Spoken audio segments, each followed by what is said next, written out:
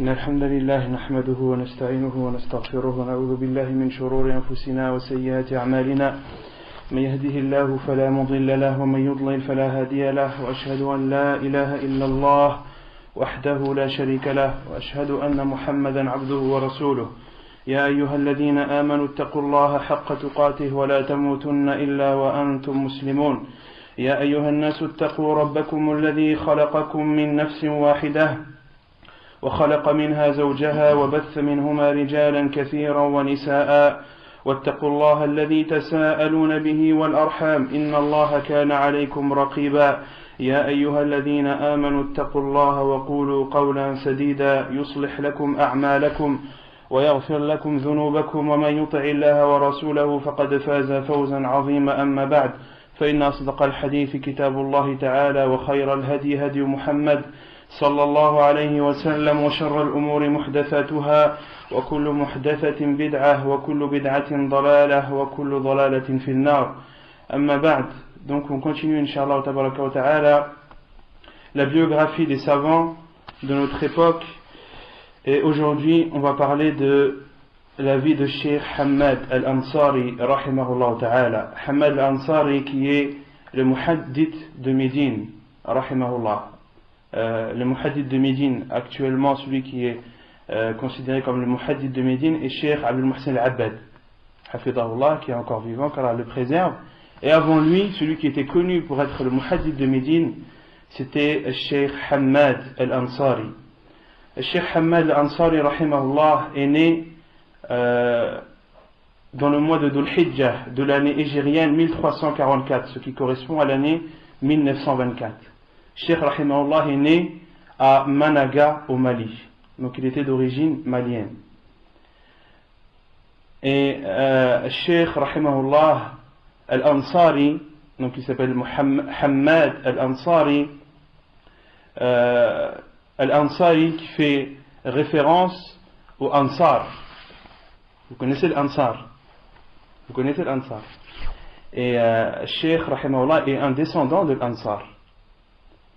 Et il avait toutes les justifications, rahimahullah, il avait toutes les justifications qui prouvaient qu'il descendait de l'Ansar. Il a même cité le nom du compagnon qui faisait partie des Ansar, des gens de Médine, qui ont accueilli le prophète alayhi salam.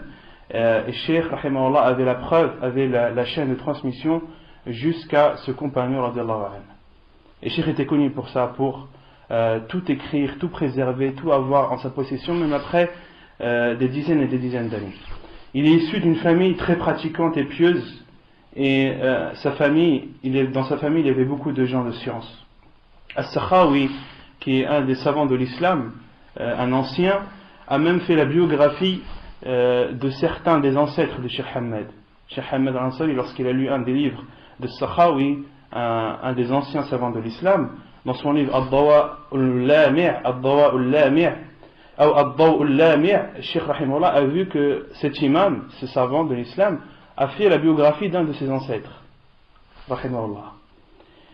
Et la plupart de ses études, Cheikh rahimahullah les a faites au Mali.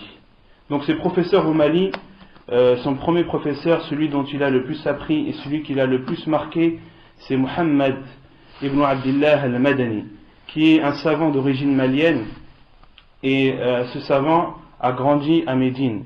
Muhammad Abdullah al-Madani, c'était même un des imams de la mosquée du prophète alayhi salam.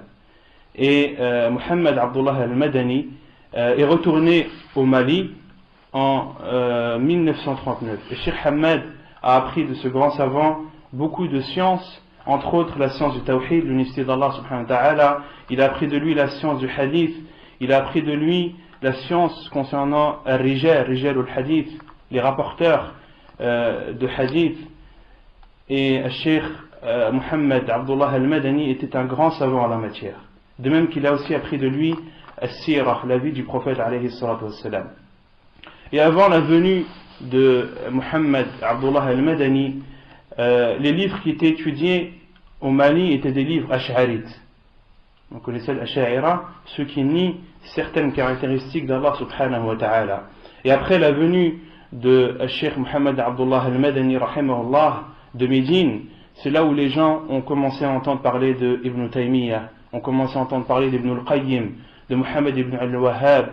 Ils ont entendu parler du livre At-Tawhid, Kitab al-Tawhid de l'imam al-Khuzayma, Ibn Khuzayma. Et ainsi de suite, les gens ont commencé à être familiarisés avec les livres des Salaf, rahimahullah. Et après c'est venu, beaucoup de changements sont apparus au Mali, et les élèves commençaient à apprendre la croyance des Salaf et la science des Salaf. Les Salaf qui signifient nos pieux prédécesseurs. Et Cheikh Hamad rahimahullah a appliqué beaucoup de conseils de son cheikh. Parmi les conseils que son cheikh lui a donnés, il lui a dit je te conseille de te préoccuper de la science des Salaf, car c'est la plus profitable. Lorsque tu apprends une science, prends la science des pieux prédécesseurs. Et il lui a dit aussi, ne te base pas sur les avis sans que tu ne connaisses les preuves. Et il lui a conseillé, il lui a cité des livres de Cheikh l'Islam ibn Taymiyyah, de son élève Ibn al-Qayyim. Et Cheikh rahimahullah, Cheikh Hamad a dit, j'ai pris un grand cahier et je recopiais tout ce que mon cheikh me disait. Tous les livres qu'il m'énumérait, je les recopiais et je les ai préservés, j'ai gardé toute cette liste avec moi dans un grand cahier. Et de même que son cheikh Mohammed Abdullah al-Madani lui a donné énormément de conseils qui lui ont été très profitables lors de la hijra de cheikh. Parce que cheikh, on verra ensuite qu'il a émigré du Mali. Parmi aussi ses autres professeurs, il avait Ahmed ibn Muhammad al-Ansari qui était son oncle. C'était son premier professeur. C'était un cheikh qui s'occupait des enfants. Son travail était d'enseigner aux enfants de bas âge. Le cheikh rahimahullah a étudié avec ce cheikh jusqu'à l'âge de 15 ans. Ensuite, parmi les remarques qu'on peut dire, le cheikh rahimahullah a dit que l'apprentissage à l'époque n'était pas comme l'apprentissage aujourd'hui, à notre époque. À l'époque, cheikh dit, il n'y avait pas beaucoup de livres. Il n'y avait que très peu de manuscrits qui étaient rares. Et les professeurs dictaient aux élèves. Et les élèves écrivaient sur une planche le cours et devaient l'apprendre par cœur. Et après avoir appris le cours par cœur, c'est là où le cheikh commence à expliquer les ambiguïtés et autres. Parmi aussi ses professeurs, Mohammed Ahmed, qui était surnommé l'Océan. Et lui, Mohammed Ahmed, c'était l'oncle paternel de cheikh. Donc, comme je vous ai dit, surnommé l'Océan, car il avait une grande science dans la plupart des domaines. Il a appris de lui le fiqh, la jurisprudence, il a appris de lui usul al-fiqh. Et ce cheikh Mohammed Ahmed, qui était surnommé l'Océan, connaissait Sahih al-Bukhari par cœur, bil asanid, bil sanad, avec la chaîne de transmission. Il ne connaissait pas uniquement le texte du hadith, proprement dit, mais il connaissait aussi la chaîne de transmission. Rahimahullah. Et parmi aussi ses professeurs, Muhammad ibn Mahmoud, qui lui était un descendant de Ali ibn Abi Talib, radiyallahu anhu. Et Cheikh Hamad a écrit sa descendance, la descendance de ce cheikh, et l'a préservé avec lui jusqu'à sa mort. Il a appris de ce cheikh ilm al-fara'id, la science de l'héritage, le partage de l'héritage, qui est une science qui est assez complexe. Et Cheikh Hamad a dit que ce cheikh était un grand savant en la matière. Et lorsque Cheikh a fait son émigration, a émigré en Arabie, il a aussi eu des professeurs là-bas. Parmi ses professeurs, il a eu des professeurs à la Mecque, dans le Masjid al-Haram. Il a aussi eu des professeurs à Médine, lorsqu'il était à Médine. Entre autres, parmi ses professeurs, Mohammed al-Amin al-Shinqiti, rahimahullah. Parmi ses professeurs à Riyad, il y avait Mohammed ibn Ibrahim. Vous connaissez Mohammed ibn Ibrahim, al-Sheikh? C'était l'ancien mufti d'Arabie, avant Cheikh Ibn Baz, rahimahullah. C'était le professeur et le cheikh de Cheikh Ibn Baz, rahimahullah. Et Cheikh Hamad dit de Mohammed ibn Ibrahim, Al-Mufti al-Akbar fi ayyamih, hada sheikhun azim. Il dit de lui, c'était le grand mufti de son époque, et c'était un cheikh immense. Et Cheikh, rahimahullah, Cheikh Hamad n'a rencontré Mohammed ibn Ibrahim que vers la fin de sa vie. La vie de Mohammed ibn Ibrahim, qui est décédé vers les années 1959 à peu près. 1959. Il a appris aussi de Abdullah ibn Ibrahim, le grand frère du mufti Mohammed ibn Ibrahim. Cheikh rahimahullah a appris de lui la science des étoiles, ilm al-tanjim. Et la science des étoiles, elle a été citée dans le Coran. Ou alors, quand elle est dans le Coran, selon le sens des versets, dans le Coran, وَبِالنَّجْمِ هُمْ يَهْتَدُونَ. Et par les étoiles, ils se guident. Et la science des étoiles, c'est une science à part entière. De connaître les étoiles qu'il y a dans le ciel et de pouvoir se repérer seulement par rapport aux étoiles. Et ça, subhanallah, j'ai fait personnellement l'expérience avec un cheikh. C'était en pleine nuit. Il n'était pas d'ici, il n'était pas de France. Et je lui ai dit, est-ce que tu peux me dire la direction de la Qibla? Il a regardé le ciel. Et après il m'a dit, la Qibla c'est par là. Bon, moi j'avais ma montre, la Boussra, la Casio, je consulte la montre et je vois, subhanallah, c'était la direction de la Qibla, subhanallah. Donc, Cheikh Rahimahullah, Cheikh Hamad a appris de Mohammed Abdullah ibn Ibrahim, le grand frère du Mufti, la science des étoiles, qui permet de se repérer, de s'orienter, de connaître la direction de la Qibla, mais qui permet aussi de connaître les saisons où la récolte doit être faite. Tout ce qui est en rapport avec l'agriculture et tout, les étoiles ont un effet sur la récolte. Parmi ses élèves, les élèves de Cheikh Hamad Ansari, le plus connu est Cheikh Rabi' ibn Hadi al-Madkhali, c'était son professeur à Médine, mais Cheikh Rahimahullah, Cheikh Hamad avait énormément d'élèves. Il a même passé toute sa vie à enseigner. Il a enseigné quasiment toute sa vie, c'est pour cela même qu'il explique qu'il n'a pas fait beaucoup de livres, il n'a pas pu écrire beaucoup de livres. Pourquoi? Car il était très pris par l'enseignement. Et la plupart des mashayikh que vous voyez à Médine, que ce soit des mashayikh âgés ou moins âgés, la plupart ce sont des élèves de Cheikh Hamad Ansari rahimahullah. Et Cheikh Hamad, sa particularité, la chose pour laquelle il était plus connu, hormis sa science dans la langue arabe, sa science dans le hadith, sa science dans le Coran, Cheikh Rahimahullah était connu pour sa bibliothèque. Il avait une des bibliothèques islamiques les plus rares au monde.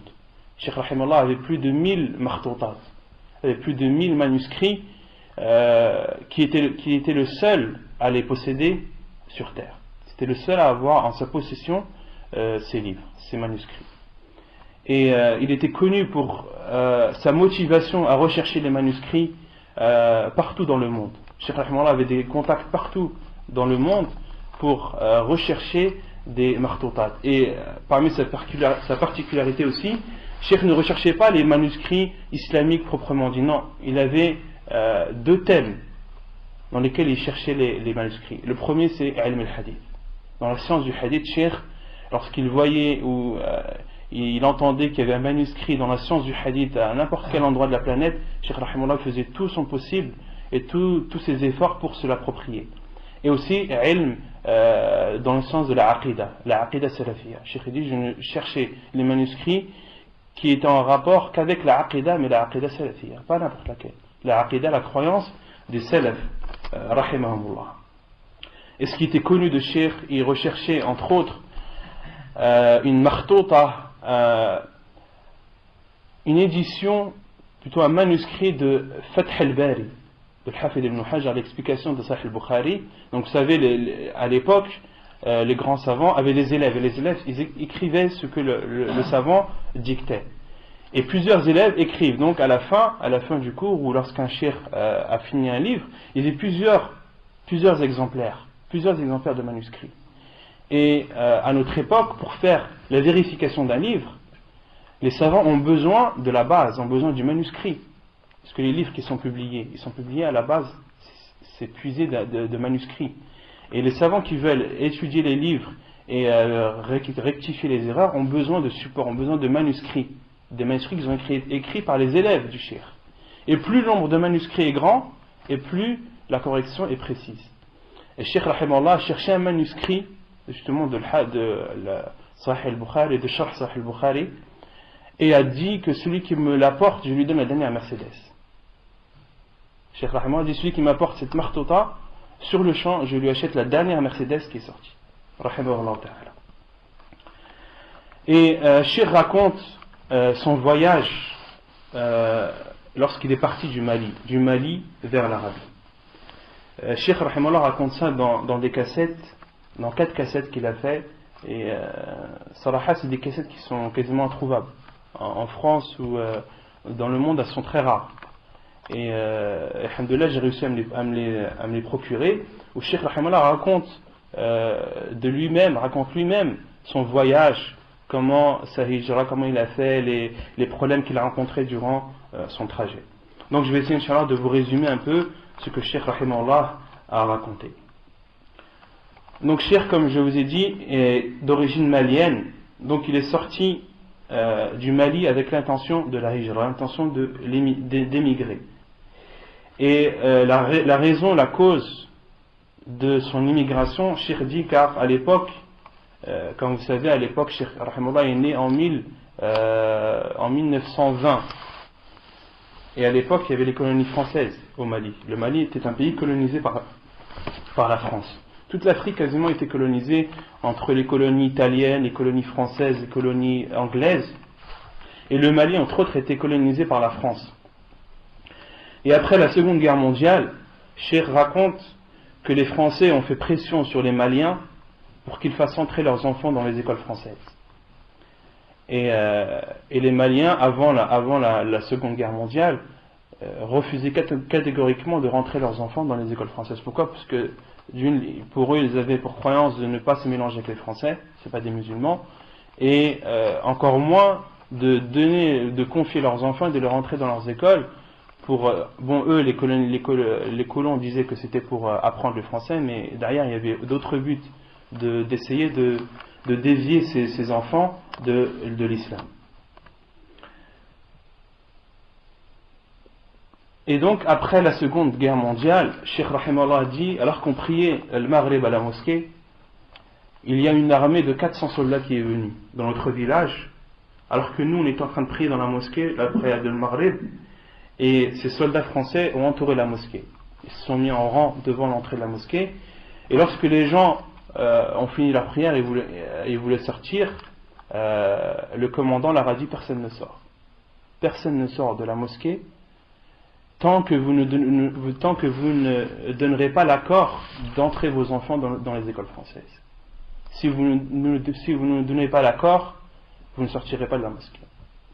Et Cheikh Rahimahullah a dit, on était pris par surprise, on n'avait pas de quoi se défendre, on n'avait pas de bateau, on n'avait pas de pierre, on n'avait rien du tout, on était pris au piège. Et le commandant de l'armée française a ordonné à ses soldats d'aller chercher tous les enfants et de les emmener, et de les capturer pour les entrer de force dans les écoles françaises. Et il leur a dit, celui qui s'interpose entre vous et les enfants, tuez-le. Celui qui s'interpose, tuez-le. Akada. En toute franchise. Et ensuite, ce commandant a donné un discours aux gens, a parlé aux gens, et leur a dit qu'il connaissait très bien la raison pour laquelle les gens ne voulaient pas laisser leurs enfants étudier dans les écoles françaises, et leur a fait des propositions. Il leur a dit, je vous propose, premièrement, que des professeurs maliens puissent enseigner dans cette école. Tout ça pour rassurer les gens. Et ensuite, il leur a dit que les écoles seraient construites dans le village et pas à l'extérieur. Et les gens, lorsqu'ils ont entendu ces paroles-là, étaient rassurés, entre guillemets, et ont donné leur accord pour que leurs enfants étudient dans les écoles françaises. Et Cheikh Rahimahullah a dit, sauf certaines personnes qui n'étaient pas du tout convaincues de ces paroles, et parmi eux il y avait moi. Parmi eux il y avait Cheikh Hamad al-Ansari. Et il a dit, ils se sont réunis entre eux, ceux qui n'étaient pas d'accord, et ont dit qu'ils veulent faire entrer nos enfants dans les écoles pour les christianiser.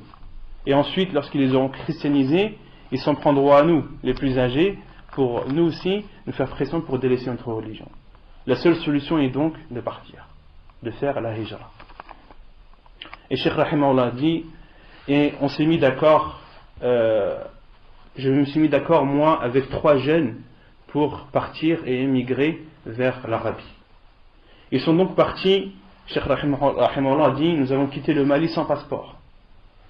Car à l'époque, la colonie française, les Français, n'autorisaient personne à sortir du pays, que ce soit pour la hijra ou pour le hajj. Même pour le hajj, personne ne sortait. Donc Cheikh Rahimahullah dit, on était obligé de partir sans passeport. Ils voyageaient la nuit et se cachaient le jour. Il voyageait la nuit et se cachait le jour. Et Cheikh Rahimahullah a dit les pays qu'il a traversés. Il a dit du Mali, on est passé par le Niger. Du Niger, on est passé par le Nigeria. Du Nigeria au Cameroun. Du Cameroun au Tchad. Du Tchad au Soudan. Et du Soudan à Jeddah en Arabie. Tous ces pays qu'ils ont traversés, Rahimahumullah. Et Cheikh Rahimahullah dit, donc je vous ai dit, part du Mali au Niger et du Niger au Nigeria. Et Cheikh Rahimahullah dit, on est arrivé au Nigeria au bout d'un mois et demi. Et ils ont voyagé en chameau. Cheikh Rahimahullah a voyagé en chameau du Mali au Nigeria. Et arrivé au Nigeria, qui était colonisé par les Anglais, les Anglais étaient connus pour être plus doux et plus gentils que les Français. C'était connu en Afrique que les colonies françaises étaient réputées pour être dures et elles réprimandaient beaucoup, contrairement aux colonies anglaises qui, elles, étaient plus souples et acceptaient plus de choses. Et Cheikh Rahimahullah, comme le Nigeria a été colonisé par les Anglais, a dit au Nigeria on n'était plus obligé de se cacher. On n'était plus obligé de se cacher. Et Cheikh Rahimahullah dit qu'au Nigeria c'est la première fois qu'il avait une voiture de sa vie. La première voiture qu'il a vue de sa vie, c'était au Nigeria. Et donc au Nigeria, il y avait des voitures, donc Cheikh Rahimahullah pouvait se déplacer en voiture. Et donc comme je vous ai dit, du Nigeria au Cameroun et du Cameroun au Tchad. Et le Tchad est colonisé par les Français. Et Cheikh Rahimahullah, arrivé au Nigeria, sont partis voir le directeur de la section des passeports à la frontière entre le Nigeria et le Cameroun pour voir et pour leur exposer leurs problèmes. Et Cheikh Rahimahullah a pris rendez-vous avec ce responsable et leur a dit qu'ils sont partis du Mali sans passeport, qu'ils ont traversé le Niger et le Nigeria, ils voyageaient de nuit et se cachaient le jour. Et cet homme leur a dit, je peux vous faire un passeport, mais en contrepartie, il faudra me donner une grosse somme d'argent. Et Cheikh, avec ses amis, ses trois amis, avait beaucoup d'argent avec eux. Cheikh a dit, on avait une grosse somme d'argent avec nous, on lui a dit, ton prix c'est le mien. Et donc ils ont discuté avec cet homme, qui leur a dit, je vais vous faire un passeport, mais par contre je ne peux pas vous faire un passeport nigérien. Parce que quand vous allez arriver au Tchad, les Français connaissent les Maliens, ils les reconnaissent à la vue, ils connaissent les origines. Et si vous voient avec un passeport nigérien, ils vont savoir que vous n'êtes pas nigérien et que c'est un passeport falsifié. Ils lui ont dit alors que faire? Il leur a dit, je vais vous faire un passeport libyen. Pourquoi? Parce que la Libye, en Libye, il y a des personnes qui vous ressemblent. Et cet homme leur a cité le nom des tribus où ces hommes ressemblent aux Maliens, sont noirs de peau. Et quand vous allez arriver au Tchad, le Tchad et la Libye, ils ont un accord entre eux, les Libyens peuvent rentrer au Tchad et sortir comme ils veulent. Donc s'ils vous voient avec un passeport libyen, vous leur dites que vous êtes de cette tribu-là, et ils vous laisseront partir, ils vous laisseront passer. Et effectivement, c'est ce qu'ils ont fait, cet homme leur a fait un passeport libyen, et effectivement, lorsqu'ils sont arrivés au Tchad, entre le Tchad, ils ont été contrôlés par les Français, et alhamdoulilah, tout est passé sans problème, tout s'est passé sans problème. Et Cheikh Rahimahullah dit, heureusement qu'à l'époque il y avait des voitures, parce que ce chemin, ce trajet était connu pour demander 2 ans pour traverser. Le Tchad, pour arriver au Soudan, il faut 2 ans en chameau. Et donc, entre le Tchad et le Soudan, arrivé à la frontière, Cheikh Rahimahullah dit, il y avait un poste de contrôle, je n'ai jamais vu de toute ma vie un poste de contrôle aussi dur et aussi draconien que celui-ci. Il cherchait, il fouillait tout, et il nous demandait même de retirer nos pantalons. Dans ce poste-là, il cherchait tout, dans ce poste français, il vérifiait tout et demandait aux personnes d'enlever leurs pantalons pour tout vérifier. Et Cheikh Rahimahullah a dit, et nous on nous avait déjà mis en garde contre ce poste. Et on nous avait dit qu'il était très difficile.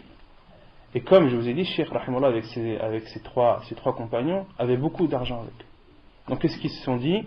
Ils ont pris une gourde, la gourde d'eau, ils l'ont vidée, ils l'ont séchée, et ont mis tout l'argent dedans. Regardez l'intelligence. Ils ont mis tout l'argent qu'ils avaient dans cette gourde-là, et l'ont mis dans la voiture. Et arrivé à ce poste, Cheikh dit, ils ont tout fouillé, et ils n'ont pas pensé à... Jamais ils auraient pensé que de l'argent est présent dans la gourde. Ils n'ont pas vérifié la gourde. Et ils ont donc traversé le Tchad pour arriver au Soudan. Et entre le Tchad et le Soudan, Cheikh Rahimullah a dit qu'il n'y avait pas de route, il n'y avait que du sable. Et le trajet leur a pris 6 jours. 6 jours de route pour traverser le Tchad et aller au Soudan. Et à la frontière au Soudan, Cheikh Rahimullah a dit qu'il y avait encore un autre poste de contrôle, et dans ce poste de contrôle aussi, ils n'ont pas vérifié la gourde.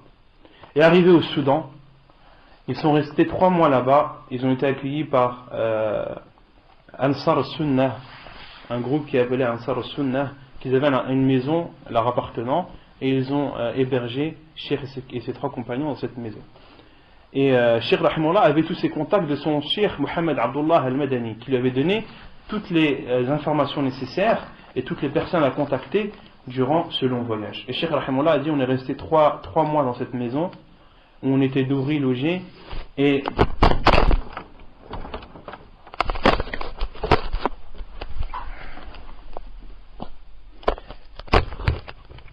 dans cette maison, Cheikh Rahimullah a dit, au rez-de-chaussée, il y avait une grande bibliothèque, et c'est là où j'ai connu, et c'est là où j'ai été familiarisé avec les livres des salafs. Car il dit, dans cette bibliothèque, il y avait tous les livres concernant la aqidah salafiyya, la croyance des salafs, concernant ilm al-hadith, tous les livres des plus prédécesseurs étaient présents dans cette bibliothèque. Et Cheikh Rahimullah a beaucoup appris et a beaucoup profité de cette bibliothèque. Et le 5e jour du Ramadan de l'année 1366 hégérienne, c'est-à-dire l'année 1946, donc Cheikh Rahimullah est parti en 45. En 46, il était au Soudan. Et là, ils se sont mis d'accord pour aller au port, se diriger vers le port, pour traverser la mer et arriver en Arabie à Jeddah. Et Cheikh Rahimullah a dit, on avait des caisses, chaque élève, chaque compagnon avait des caisses. Moi, j'en avais 2. J'avais 2 caisses, 2 grosses caisses où il avait mis toutes ses affaires dedans. Et avant d'embarquer dans le bateau, il y avait un contrôleur anglais. Cheikh Rahimullah a dit, il y avait un contrôleur anglais. Donc lorsqu'il a vu mes 2 caisses, il a dit, ouvre la caisse. Et j'ai ouvert, il a vu plein de livres, que des livres. Ouvre-moi la deuxième. Il a ouvert la deuxième, que des livres. Il a dit, toi t'es un commerçant, toi. Un tatagir. Toi t'es un commerçant, tu prends les livres de chez nous et tu veux les vendre là-bas. Cheikh a dit, là wallah, non. Jamais. Moi, ces livres-là, ce sont des livres uniquement pour la science. C'est uniquement pour apprendre et en aucun cas pour les vendre. Jamais je les vendrai. Et Cheikh Rahimullah lui a dit, même si tu me donnes telle et telle somme qui est une somme énorme, je te les céderai pas ces livres. Le contrôleur a dit, ah bon, même si je te donne tant et tant, tu ne me laisses pas ces livres. Il a dit, non, abadan, jamais de la vie je te les céderai, sauf à une condition, si tu me garantis que ces livres-là, je pourrais les récupérer là-bas, ou je pourrais trouver les mêmes en Arabie. Mais sinon, jamais de la vie je te les céderai. Ce contraire a dit, ajib. Il a dit à l'ouvrier, ferme les caisses et montre-les, c'est pas pour la vente ces livres-là. Et donc ces caisses ont été embarquées dans l'avion, dans le bateau à Fouane. Et arrivé à Jeddah, donc les responsables de la douane faisaient descendre les gens. Cheikh Rahimullah dit, dans le bateau il y avait plus de 1000 personnes. C'était pendant le mois de Ramadan, et Cheikh et ses compagnons et la plupart du bateau étaient en état d'ihram. Pourquoi? Parce qu'ils allaient avec l'intention de faire la Umrah. Donc ils étaient en état d'ihram, et c'était pendant le Ramadan, ils jeûnaient. Et lorsque les responsables de la douane faisaient descendre les gens, arrivés autour de Cheikh et de ses 3 compagnons, ils leur ont demandé les passeports, ils leur ont donné les passeports libyens. Et le responsable a vu les passeports, a dit, non, vous n'êtes pas des Libyens, vous, c'est pas possible. Non, ça c'est des passeports falsifiés. Et Cheikh Rahimullah a dit ça. Là on était vraiment dans les gros problèmes. Pourquoi? Parce que les gens d'Arabie, surtout au port de Jeddah, ils connaissent les gens. Pour le Hajj, lorsqu'ils viennent du Hajj et pour la Umrah, ils connaissent les gens. Et il y a même des douaniers qui sont spécialisés, par exemple, ceux de l'Afrique noire, c'est un tel qui les réceptionne. Et en les voyant, il sait, un tel il est du Niger, lui il est du Mali, lui il est de la Libye. Ils connaissent les gens au fur et à mesure. Et lorsqu'il a vu la tête de Cheikh et de ses 3 compagnons, a vu le pasteur libyen, il a dit non, ça c'est des faux passeports, ça. Vous restez dans le bateau, vous ne sortez pas. Et Cheikh Rahimullah dit, on est resté dans le bateau un jour entier. Et le responsable faisait des ronds de temps en temps, et à chaque fois qu'il faisait la ronde, il leur disait, vous n'allez pas sortir, vous allez retourner de là où vous êtes venus. Et pour les décourager, pour les casser moralement. Et Cheikh Rahimullah dit jusqu'à ce qu'un des responsables, un autre, a fait sa ronde lui aussi. Et Cheikh Rahimullah lui a demandé, lui a dit, pourquoi est-ce que vous nous emprisonnez ici dans le bateau, dans la mer et tout. Et le responsable lui a dit, vous n'avez pas de passeport, vous avez des passeports faux, donc c'est pour ça que vous êtes emprisonné ici, et vous allez retourner de là où vous êtes venu. Et ensuite cet homme leur a dit, vous connaissez personne à la Mecque et à Médine? Cheikh Rahimullah a dit, si, bien sûr. Je connais Cheikh Abdel Malik ibn Ibrahim al-Sheikh. Et ce nom, qui lui a donné? Son professeur au Mali. Il dit, quand tu vas à la Mecque, ou quand tu vas en Arabie, demande un tel. Et cet homme, Cheikh Rahimullah dit que cet homme était très gentil avec eux, et est parti appeler ce cheikh. A appelé ce cheikh, a dit, voilà, il y a un tel et un tel et un tel qui sont venus du Mali, et ils ont dit qu'ils te connaissaient. Et le cheikh savait qu'il venait de la part de Mohammed Abdullah al-Madani, il leur a dit, faites-les entrer sous ma tutelle. Et alhamdoulilah, Cheikh Rahimullah et ses 3 compagnons ont pu entrer à Jeddah, et arrivés à Jeddah, ils se sont reposés 2 à 3 jours, et ensuite ils sont partis à la Mecque.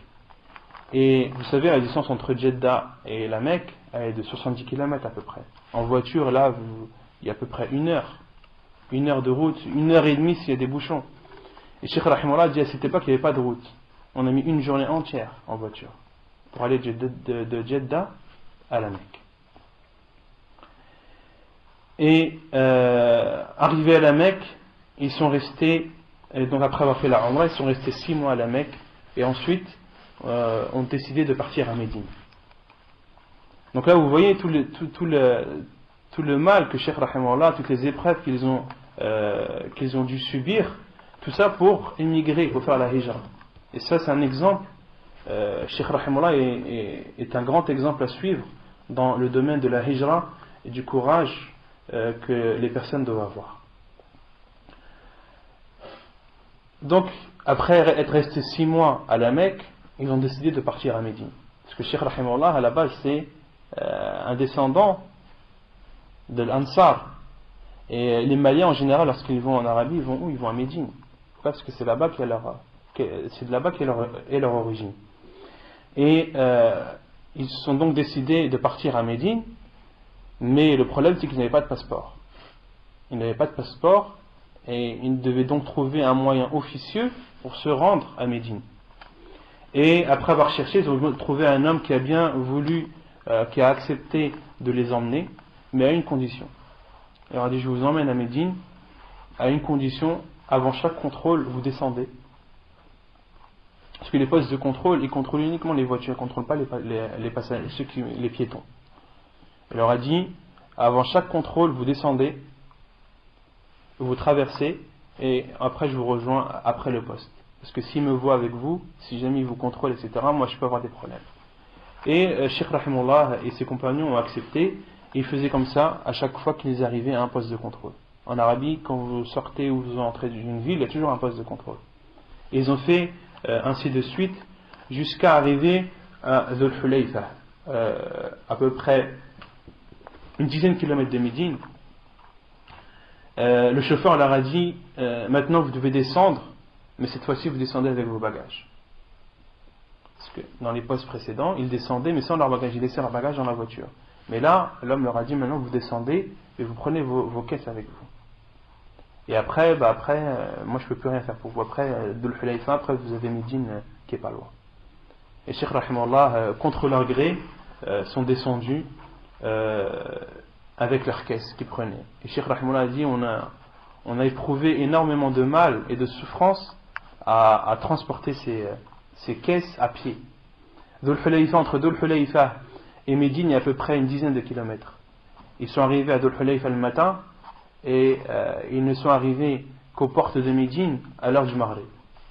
Et Cheikh Rahimullah a dit qu'ils ont beaucoup souffert. Et arrivés aux portes de Médine, ils sont arrivés dans un quartier qui s'appelle Al-Anbariya. Et ils ont vu un homme là-bas, Al-Anbariya, dans une des portes de Médine, et il y avait une mosquée là-bas, dans cette porte. Et Cheikh Rahimullah et ses compagnons ont demandé à un homme où est-ce qu'on est. Et il leur a dit, vous êtes dans la porte de l'Anbariya. Et ils leur ont dit, et cette mosquée, c'est quoi cette mosquée? Quelle est cette mosquée? Il leur a dit, c'est le Masjid al-Nabawi. C'est la mosquée du prophète sallallahu alayhi wa sallam. Ça, c'est la mosquée du prophète sallallahu alayhi wa sallam. Ils sont rentrés, ils ont prié le Maghrib, et après avoir prié, ils ont demandé aux gens, est-ce que c'est la mosquée du prophète sallallahu alayhi wa sallam? Ils ont dit, non, ça c'est le Masjid al-Anbariya. La mosquée du prophète, elle est loin, loin devant. Et Cheikh Rahimullah se sont rendu compte que cet homme ne connaissait pas du tout Médine et qu'il leur avait donné une fausse information. Donc après avoir pris le Maghrib, ils se sont dirigés vers la mosquée du prophète alayhi salam. Et Cheikh Rahimullah dit ce jour-là, il faisait nuit, il faisait noir, sombre. À l'époque, il n'y avait pas d'électricité dans les rues et il n'y avait pas de lune. Et il n'y avait pas la lumière de la lune. Cheikh Rahimullah dit on marchait dans le noir complet. À chaque fois qu'on voyait quelqu'un dans le trajet, on demandait la mosquée du prophète sallallahu alayhi wa sallam, il disait tout droit, toujours tout droit, toujours tout droit. Et jusqu'à arriver à la mosquée du prophète alayhi salam, ils sont arrivés à l'adhan du Isha. Et à la mosquée du prophète alayhi salam, il y a des gardes devant chaque porte. Et donc eux ils ont entendu l'adhan, ils sont rentrés pour prier dans la mosquée du prophète alayhi salam. Leur voyage, tout ce mal qu'ils ont dû subir, tout ça pour arriver, pour prier dans la mosquée du prophète alayhi salam. Et à arriver devant, le gardien a dit vous rentrez pas avec vos caisses, c'est interdit. Vos caisses, vous allez les mettre dans un endroit et vous allez les poser dans un endroit, vous allez prier et ensuite vous les récupérez. Et Cheikh Rahimullah, pour lui c'était inconcevable de laisser les caisses avec ses livres dehors comme ça sans surveillance, sans garde. Il a dit non, c'est pas possible, moi ces caisses là je peux pas les laisser. Et je connais pas d'endroit sur Médine où je peux les laisser, je connais personne. On est des étrangers, on vient d'arriver. Après, ils ont essayé de négocier avec ce garde, mais pas moyen. Ils leur ont dit au garde, on laisse les caisses ici, toi t'es là, de toute façon, t'es là, t'es debout, on laisse les caisses là, et tu les surveilles, on prie, on ressort, et l'affaire elle est réglée. Il leur a dit non, vous débrouillez, vous allez trouver un endroit où vous posez vos caisses.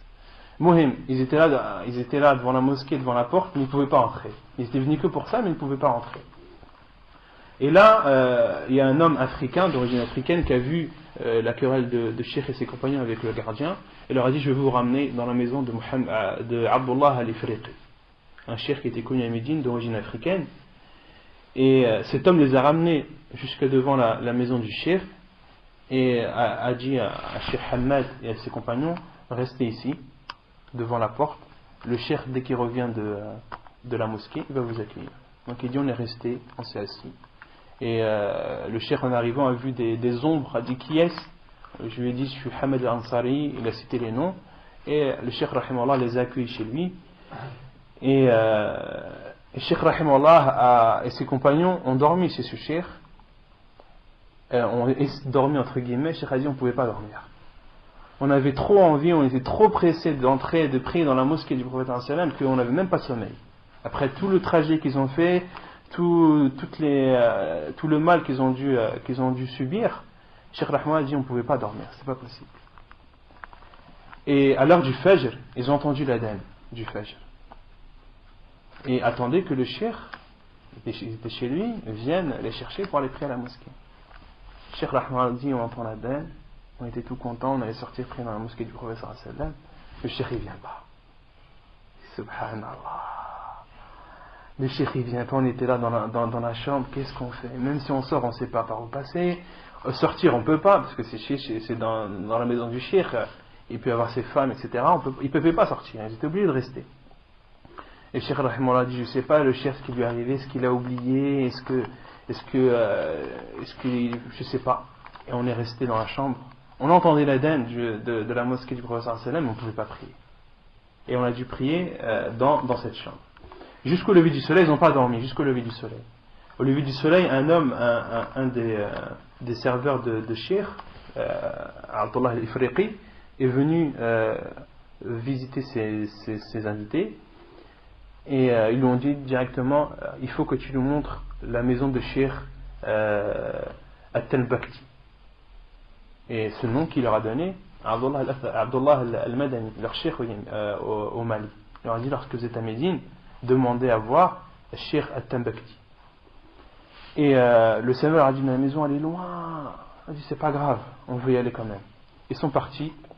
Ils leur ont dit qu'ils étaient venus de la part de Abdullah al-Madani. Cheikh Rahimullah les a hébergés chez lui et leur a proposé de les nourrir, de les loger et tout ça. Ils ont refusé. Ils ont dit non, nous on est venus seulement te rendre visite. Nous on est venus ici que pour le haram.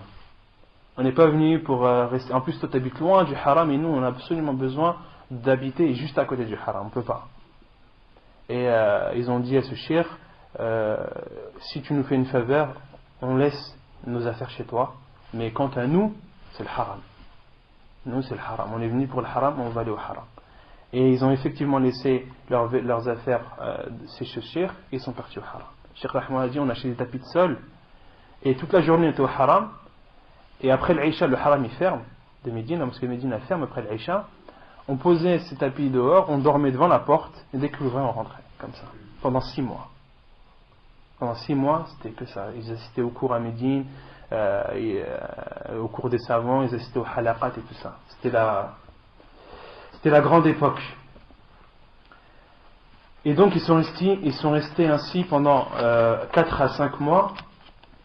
Et ensuite, Cheikh Hamad, rahimahullah, ils se sont séparés, ces 4 compagnons. Certains ont préféré aller à la Mecque, d'autres rester à Médine, comme Cheikh Hamad l'Ansari. Et Cheikh Hamad est retourné chez Cheikh At-Tanbakti et lui a dit, il faut absolument que tu me trouves un endroit où je puisse loger une chambre, où je puisse me poser mes livres et apprendre. Et Cheikh Rahimullah lui a négocié une chambre avec un tapis, une chambre modeste à côté d'une bibliothèque que Cheikh avait pour tâche d'ouvrir et de fermer la bibliothèque aux étudiants. Et Cheikh Rahimullah a dit, cette chambre pour moi c'est un palais. Une chambre modeste avec un tapis, pour lui c'était un palais. De trouver un endroit à Médine, pas loin de la mosquée, où il puisse poser ses affaires et apprendre, pour lui c'était un palais. Et il est resté ainsi pendant 4 ans. Cheikh Rahimullah est resté ainsi pendant 4 ans. Et pendant cette période, Cheikh Rahimullah enseignait, il donnait des cours dans la mosquée du professeur sallam. Car je vous ai dit, la plupart de ses études, il les a fait où? Il les a faites au Mali. Donc Cheikh est venu avec un grand bagage de sciences. Donc il donnait des cours à la mosquée du professeur sallam et assistait aux cours dans Dar al-Ulum. Dar al-Ulum qui était un centre d'études islamiques à Médine, qui était un centre spécifique. C'était pour les grands étudiants en sciences, et pour y rentrer, il fallait passer des tests. Cheikh Rahimullah a passé ses tests et a étudié là-bas. C'est là-bas, entre autres, qu'il a appris de Muhammad al-Amin al-Shinqiti, le grand savant mauritanien. Ensuite, Cheikh Rahimahullah a été appelé à la Mecque pour enseigner là-bas. Il a enseigné à la Mecque à peu près 2 ans.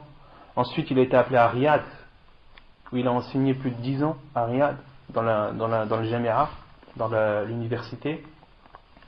Et c'est là-bas où il a rencontré Mohamed ibn Ibrahim, c'est là-bas où il a rencontré Cheikh ibn Baz, c'est là-bas où il a rencontré beaucoup de Cheikh. Et Cheikh Rahimahullah, à chaque fois qu'il voyageait dans une ville, il enseignait et apprenait. Quand tu vas à Mohamed ibn Ibrahim, tu peux que t'asseoir, écouter et apprendre la science. Mais en même temps, Cheikh c'était un professeur. Il ne se contentait pas d'enseigner uniquement, il enseignait et il apprenait aussi chez les grands savants. Et ensuite, après de rester à peu près 10 ans à Riyad, Cheikh Rahimullah a été appelé dans le Jamia al-Islamiyya, dans l'université islamique de Médine, où il a été professeur dans tous les niveaux, jusqu'au même les études supérieures, doctorat et plus. Cheikh Rahimullah c'était un professeur dans ce haut niveau. Sa maladie et sa mort, Cheikh Rahimahullah était malade, a été pris d'une douleur, il avait une douleur au mollet. Il se plaignait d'une douleur au mollet et la douleur grandissait de plus en plus. Et ça c'était pendant le mois du Ramadan de l'année 1417, c'est-à-dire en 1997. Et son état s'aggravait jusqu'au point que Cheikh Rahimahullah ne pouvait plus sortir, ne pouvait plus marcher. Et il a donc été hospitalisé à Médine, à l'hôpital de Médine. Et c'est là où il y a eu une grave erreur médicale. C'est là où ils ont donné un médicament à Cheikh qu'il ne fallait pas qu'il lui donne. Ils lui ont donné un médicament en trop grande quantité, qui n'était pas adéquat, qui n'était pas approprié à sa maladie. Et ça a été fatal entre guillemets à Cheikh Rahimahullah. Donc lorsqu'ils lui ont donné ce médicament, son état s'est aggravé de plus en plus. Et Cheikh Rahimahullah a été transféré à Riyad. Ou à Riyad, ils lui ont opéré le mollet. Ils ont dit qu'en fait c'était pas exactement ce qu'il avait dans le mollet. Allahu Alam, ils lui ont enlevé la chose qui lui faisait mal dans le mollet. C'était une chose bénigne. Et ils lui ont dit par contre, le médicament qu'ils lui ont donné dans l'hôpital de Médine, celui-là, il est fatal il est fatal au système vital de Cheikh. Il a tué quasiment le système vital, c'est-à-dire le cerveau. Il a quasiment anéanti le cerveau de Cheikh Rahimahullah. Et donc ensuite il a été retransféré à Médine, où Cheikh Rahimahullah était dans le coma pendant 8 mois. Et ensuite, après 8 mois, Cheikh Rahimahullah est décédé. Et à l'hôpital, beaucoup de savants l'ont visité, comme Cheikh Ibn Baz, Rahimahullah a visité 2 fois. Les savants de Médine, quasiment, l'ont tous visité lorsqu'il était hospitalisé à Médine. Donc après 8 mois de coma profond, où son élève dit Cheikh Rahimahullah ne s'est pas réveillé une seule fois, pas une seule seconde. Pendant 8 mois, il était dans un coma profond. Et il est décédé, Rahimahullah, en 1998, en l'année 1418 de l'Hégire. Et on a prié sur lui, les gens ont prié sur lui dans la mosquée de Médine. Abdul Bari al-Thubayti, un des imams de Médine, c'est lui qui a prié sur lui. Cheikh Rahimahullah a été enterré dans le Baqi', dans le grand cimetière de Médine. Et il a été enterré, son fils dit qu'il était enterré pas loin des filles du prophète alayhi salam, à l'entrée du Baqi' vers la gauche. Rahimahullah ta'ala. Parmi ces paroles, j'ai cité quelques paroles que Cheikh Rahimahullah a dites. Il dit: notre époque, je l'appelle l'époque du sommeil. Cheikh Rahimahullah, durant toute sa vie, lorsqu'il a enseigné au Tulab Ilm, il les conseillait. Il les conseillait tout le temps d'apprendre la science, d'être motivé dans l'apprentissage de la science, de ne pas être feignant et d'essayer de ressembler le plus aux salaf, aux pieds prédécesseurs, qui eux, quand ils apprenaient avec grande motivation, et ils passaient la plupart de leur temps à lire et à apprendre la religion. Et Cheikh Rahimahullah, pour lui, c'est ce qu'il a vu, lui, ce qu'il a appris, ce qu'il a vu des savants, son apprentissage de la science, les efforts qu'il a fournis. Cheikh Rahimahullah compare l'époque où il a appris à notre époque, nous. Il dit que ça c'est une époque de sommeil, les gens ils dorment dans cette époque, à notre époque. Les gens n'apprennent pas, ils dorment. Parmi aussi ces paroles, des jeunes lui ont posé une question à Cheikh concernant le fait de lire des livres des gens de l'innovation, Ahl Bida. Comme ces jeunes ont dit, comme Al-Nawawi ibn al-Hajar. Et Cheikh Rahimahullah dit: La hawla wa la quwwata illa billah. Vous me demandez de ce que je pense sur le fait de lire des livres des gens de l'innovation comme Al-Nawawi et Ibn al-Hajar. Il dit: Wallahi, si je faisais partie des autorités, je vous aurais mis en prison. Si je faisais partie des autorités, je vous aurais mis en prison pour la parole que vous venez de dire. De dire que Nawawi, rahimahullah, qui est un grand savant de l'islam, celui qui entre autres qui a fait Riyad Salihin, les jardins vertueux, celui qui a expliqué Sahih Muslim, et Ibn al-Hajar, rahimahullah, al-Asqalani, celui qui a expliqué Sahih al-Bukhari, la meilleure explication de Sahih al-Bukhari, c'est l'explication d'Ibn al-Hajar al-Asqalani. Ibn al-Hajar al-Asqalani, Cheikh al-Albani, rahimahullah, dit de lui: aucune femme après lui n'a donné au monde, n'a mis au monde un enfant comme Ibn al-Hajar. Personne. Pourquoi? Parce que les savants connaissent la valeur de ce grand savant Ibn al-Hajar al-Asqalani, qui est un grand savant de l'islam. Et dans son explication de Sahih al-Bukhari, c'est là où vous voyez la science infuse de ce grand savant. Et le fait que ce soit de grands savants, ça ne signifie pas qu'il est parfait. Non. An-Nawawi rahimahullah a fait des erreurs, Ibn al-Hajar al-Asqalani a fait des erreurs, tout le monde fait des erreurs, et on ne peut pas considérer un savant qui est connu pour être un grand savant de l'islam, qui est connu pour suivre les pieux prédécesseurs, parce qu'il a fait 2-3 erreurs dans sa vie ou dans ses livres, qu'on considère que c'est une personne de l'innovation. Et Cheikh Hamad al-Ansari, ces jeunes-là ont fait l'erreur de demander à Cheikh Hamad, parce que Cheikh Hamad rahimahullah était connu pour se cramponner au salaf. Lui, Cheikh rahimahullah, il cherchait les livres des salaf, les manuscrits des salaf. Lorsqu'il parlait, il parlait des salaf. Il avait un livre, Cheikh rahimahullah avait un livre qui s'appelle At-Ta'qib ala At-Taqrib de Ibn Hajar, qui est un livre où il y a le jugement d'Ibn al-Hajar al-Asqalani sur les rapporteurs de hadith des 6 livres de Bukhari, Muslim, At-Tirmidhi, etc. Les 6 livres de Sunan. Dans ces 6 livres, il y a des rapporteurs, et ces rapporteurs sont répertoriés. Et Al-Hafid ibn Hajar a fait un livre où il dit par exemple un tel saduq, il est bien, on peut prendre de lui le hadith. Un tel est faible, un tel a une mémoire faible. Et ce livre, les savants l'utilisent énormément lorsqu'ils étudient les hadiths. Et Cheikh rahimahullah, lui, Hamad al-Ansari, avait un livre, At-Ta'qib ala At-Taqrib. C'est un livre de Hafid ibn Hajar lui-même où il explique At-Taqrib. Et At-Taqrib, c'est un livre qui est répandu dans le monde musulman, mais At-Taqrib, un des seuls à l'avoir, c'était Cheikh Hamad al-Ansari. Et Cheikh Hamad al-Ansari, ce livre-là, il l'avait toujours avec lui. Il dit, ce livre-là, jamais il ne me quitte. À chaque fois que je m'assieds dans ma bibliothèque, obligatoirement, il faut qu'il y ait Ta'qib à côté de moi. Ce livre-là, il ne rentre même pas dans la bibliothèque. Il ne va pas au sein des livres, il reste toujours avec moi. Et ces jeunes sont venus dire à Cheikh, que penses-tu de lire les livres des gens de l'innovation comme Al-Hafid ibn Hajar et Nawawi? Cheikh a explosé, leur a dit, si je faisais partie des autorités saoudiennes, je vous aurais mis en prison. Jusqu'à ce que vous reveniez sur votre parole et que vous proclamiez votre repentir. Et parmi aussi les paroles de Cheikh, un homme est venu lui dire, un homme âgé, il dit, la Mecque et Médine sont 2 villes qui sont réputées pour à la fois leur grand froid et la grande chaleur qui s'y trouve. Parce que Médine, quand il fait froid, à Médine il y a de la neige. Vous voyez que c'est en Arabie, mais quand il fait froid à Médine en hiver, il fait un froid glacial. Et il y a un hadith du prophète qui dit celui qui patiente à Médine, celui qui patiente sur son froid, qui patiente sur sa chaleur, le prophète lui a promis une récompense. Et Cheikh Hamad rahimahullah dit la sagesse dans le fait que la Mecque et Médine sont des villes où les températures sont des fois très basses, des fois très hautes. Tout ça, c'est parce que ce sont des villes, elles ne sont pas faites pour le tourisme. Ce sont des villes qui sont faites pour al-ibada, pour l'adoration d'Allah subhanahu wa ta'ala.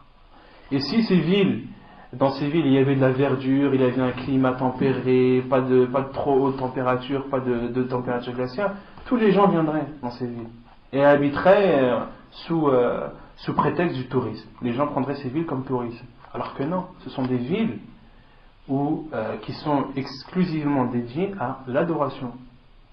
Quand une personne va à la Mecque, c'est pour faire la Umrah, c'est pour prier dans le Masjid al-Haram, c'est pour avoir la récompense des 100 000 prières. Lorsqu'il va à Médine, c'est pour prier dans la mosquée du prophète pour avoir la récompense des 1000 prières, etc. Les gens, quand ils vont à la Mecque et à Médine, c'est pour l'adoration, c'est pas pour le tourisme. Elle dit la hikmah, c'est ça. La sagesse, c'est ça. Parmi aussi ces paroles, Cheikh Rahimahullah dit l'étudiant en sciences religieuses doit étudier la vie des salafs, doit étudier la biographie des salafs, car à notre époque, très peu de gens les étudient.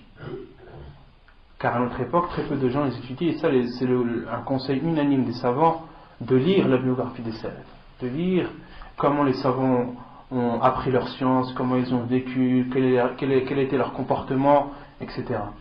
Et un musulman doit toujours regarder tous ceux qui sont au-dessus de lui au niveau du comportement, de l'adab. Et toujours en dessous de lui concernant l'argent, concernant les biens. Parce qu'il y a un hadith du prophète sallam, comme vous le savez, rapporté par le Bukhari, où le prophète sallam a dit ne regardez pas ceux qui sont au-dessus de vous, mais regardez ceux qui sont en dessous de vous, car comme cela vous allez voir les bienfaits d'Allah sur vous. Car de cette façon vous allez remarquer les bienfaits d'Allah sur vous.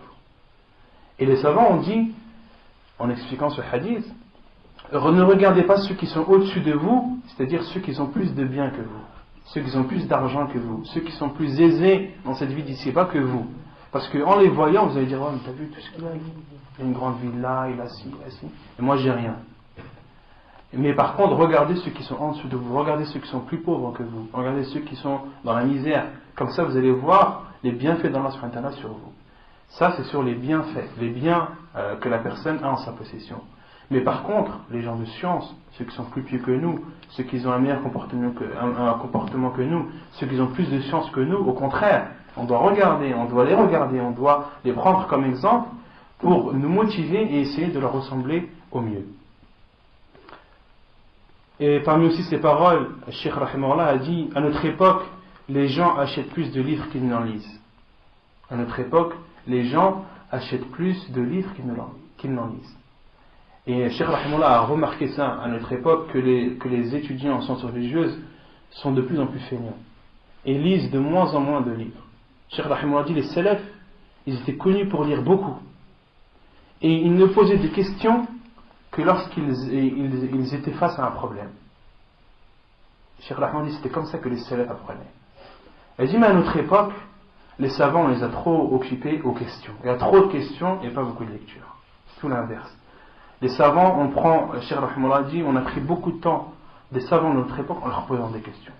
Et ça, vous voyez, les savants, partout où ils sont dans le monde, lorsque les gens les rencontrent, c'est des questions, question après question, question après question. Le temps des salafs, c'était pas comme ça. Les salafs lisaient, apprenaient. Dès qu'ils trébuchaient, dès qu'ils étaient face à un problème, là, ils retournaient aux savants pour leur demander des questions. Et là, les savants, à l'époque, avaient plus de temps pour eux, avaient plus de temps pour apprendre, pour écrire, etc., pour propager leur science. Et parmi aussi ces paroles, il a dit, lorsqu'un homme apprend plus d'une langue, il devient plus qu'un homme. Parmi les sagesses de Cheikh. Lorsqu'un homme apprend plus qu'une langue, il devient plus qu'un homme. Et il dit aussi, parmi ces paroles, al-ilmu kathir wal-umru qasir. La science est très grande, la science est vaste, et la vie qui nous est donnée sur cette terre est très courte. Et c'est pour cela qu'un sha'ir a dit, al-ilmu in talabtahu kathiru wal-umru an tahsilihi qasiru faqaddim al-aham minhu fal-aham. Un poète a dit, al-ilmu, la science, pour l'apprendre, la science est vaste pour l'apprendre, elle est trop vaste. Et le temps qui nous est donné, la vie qui nous est donnée sur cette terre est très courte. Précédez donc le plus important. Et ça, ce vers de poésie, Cheikh Rahimahullah, Cheikh Al-Albani le citait beaucoup. C'est-à-dire, lorsque vous apprenez les choses qui vous sont les plus profitables, les choses qui sont les plus importantes à apprendre. Pourquoi ? Car votre vie est courte, et si vous voulez essayer d'apprendre la science entièrement, c'est pas possible. Parmi aussi les conseils que Cheikh Hamad al-Ansari donnait à ses élèves, il leur disait souvent dans ses assises, apprenez du berceau au tombeau. Apprenez du berceau au tombeau. Parmi aussi ses remarques, Cheikh Rahimahullah dit, j'ai remarqué que les étudiants ne parlent pas, les étudiants en sciences ne parlent pas entre eux de science. Ils ne se remémorent pas la science entre eux. Et ça, c'est vrai. Les étudiants en sciences religieuses à notre époque, lorsqu'ils se rencontrent, ils parlent très peu de science. Ils parlent très peu de science. Pourquoi ? Parce que lorsque deux étudiants en sciences parlent entre eux, par exemple, disent, voilà, on va parler de ce sujet-là, on va parler par exemple de la description de la prière du prophète, qu'est-ce que tu connais, je connais ce hadith, etc. Le fait de parler, de parler de la science, ça la remémore. Et surtout, Cheikh Rahimahullah dit surtout la science du hadith. La science du hadith, elle se préserve en parlant de cette science, en discutant, en faisant un dialogue le fait que les étudiants en sciences religieuses parlent entre eux de la science. Car le fait qu'ils parlent entre eux de la science, ça préserve et ça leur remémore tout ce qu'ils apprennent. Parmi aussi ces paroles de Cheikh Rahimahullah a dit, les savants à Riyad, les meshayikh à Riyad, à l'université de Riyad, lorsqu'il voyait qu'un étudiant n'était pas sérieux, il le descendait dans la prison de la Jamia. Elle dit, et on a remarqué que cette méthode était très bénéfique. Dans le Jamia de Riyad, à l'époque où Cheikh Rahimahullah enseignait, il y avait une prison dans la Jamia, dans l'université, et les élèves qui étaient contre, les élèves qui n'apprenaient pas, qui n'étaient pas sérieux, les mashayikh les emprisonnaient. Jusqu'à ce qu'ils comprennent, qu'ils réfléchissent. Et Cheikh Rahimahullah dit, et on a remarqué qu'il y avait que cette méthode était très bénéfique. Que ceux qui en sortaient ressortaient motivés à apprendre pour ne pas retourner dans ce trou. Parmi aussi ses paroles, Rahimahullah, il a dit, si ton ennemi est une fourmi, ne le néglige pas. Même si ton ennemi est une fourmi, ne le néglige pas. Et parmi aussi, Cheikh Rahimahullah était connu pour être strict dans l'apprentissage de la science. Cheikh Rahimahullah, comme je vous ai dit, il est considéré comme Baqiyat al-Salaf. Haqiqa, Cheikh Hamad al-Ansari, il est considéré à notre époque comme étant min Baqiyat al-Salaf. Il fait partie entre guillemets, des restes des Salaf. Des restes des Salaf dans leur comportement, dans leur science, dans leur motivation à apprendre, dans leur courage. Et Cheikh Rahman dans ses assises disait, celui qui est absent, oubliez-le. Celui qui est présent, donnez-lui, donnez-lui de la science. Et celui qui dort, délaissez-le. Et celui qui dort, autre-quoi. Cheikh Rahimahullah était très strict. Et il n'est pas connu à notre époque. Peu de gens le connaissent. Moi je parle d'ici en France, les jeunes. Cheikh Rahimahullah est décédé en 98, ça fait à peu près 7 ans. Mais à Médine et en Arabie, Cheikh Rahimahullah est reconnu par les savants. Sa science est reconnue. Et ses élèves, le fruit de Cheikh Rahimahullah, le fruit de ses efforts, on le voit à notre époque. Et parmi les grands fruits de Cheikh Rahimahullah, Cheikh Rabi' ibn Hadi al-Madkhali. Cheikh Rabi', tous les efforts qu'il a fait, c'est un des élèves de Cheikh Hamad al-Ansari. Donc, le bien que Cheikh Rabi' et tous les autres savants de Médine et autres en Arabie nous apportent à notre époque, Cheikh Hamad al-Ansari, rahimahullah, a sa part de récompense dans tout ceci. ونكتفي بهذا القدر وصلى الله وسلم وبارك على نبينا محمد وعلى آله وصحبه أجمعين وآخر دعوانا أن الحمد لله رب العالمين.